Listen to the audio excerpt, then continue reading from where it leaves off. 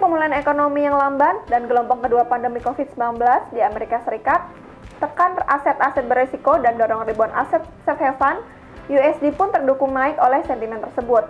Kasus COVID-19 di dunia saat ini lebih dari 7,6 juta, naik dari 6,6 juta orang pekan lalu.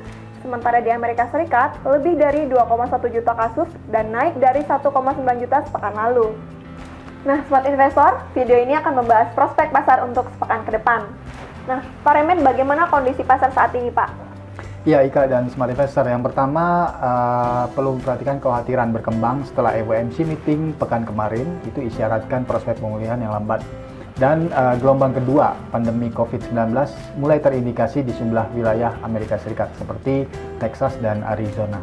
Nah, akibatnya seperti tabel berikut bisa kita lihat aset-aset berisiko mengalami tekanan, yakni bursa saham ya, mulai dari Dow Jones, Hang Seng, Stocks 600 Eropa, Shanghai Composite mengalami tekanan, dan juga harga minyak ya di sini.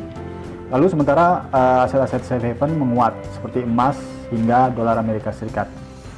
Nah, rebound aset safe haven juga dorong kenaikan harga obligasi Amerika Serikat nih, sehingga tekan yield-nya di sini. Demikian juga dengan penguatan Japanese yen sehingga menekan dolar yen-nya. Isu apa yang bisa diperhatikan untuk pekan ini, Pak? Harapan optimis pasar untuk pemulihan ekonomi mulai kendur lagi saat ini. Jadi terlebih dengan adanya indikasi gelombang kedua pandemi di Amerika Serikat. Nah, namun data ekonomi penting akan kembali diamati di pekan ini ya. Nah, ini karena satu, data sektor konsumen yang kontribusinya besar ke perekonomian, yakni data retail sales. Terus yang kedua, ini datanya adalah data periode Mei ya, di mana ini adalah bulan di mana sejumlah wilayah global termasuk Amerika Serikat ya sudah mulai reopening lagi atau relaksasi ekonomi secara bertahap, sehingga dapat terlihat seberapa cepat ya aktivitas ekonomi meningkat pasca lockdown atau karantinanya. Nah, untuk estimasinya data tersebut retail sales yang akan dirilis hari Selasa adalah optimis 7,4% pertumbuhan dibandingkan sebelumnya minus 16,4%. Nah, hal tersebut tingkatkan lagi harapan pasar terhadap pemulihan ekonomi.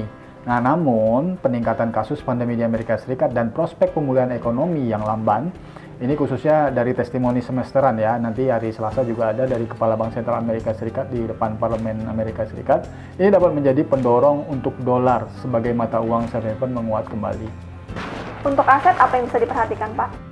Ya, dari prospek penguatan dolar, saya pikir yang pertama euro dolar menarik untuk diperhatikan. Rebound mulai tersendat dengan kisaran 1.1300, 1.1400 yang berpotensi sebagai resistance. Nah, sementara sasaran koreksi dapat menuju ke kisaran 1.1200 hingga 1.1100. Yang kedua adalah pound sterling dolar. Tekanan dapat berkembang ke zona support 1.2500 hingga 1.2400 selama resiko fluktuasi masih terbatas di zona 1.2600 hingga 1.2650. Yang ketiga adalah Aussie dollar.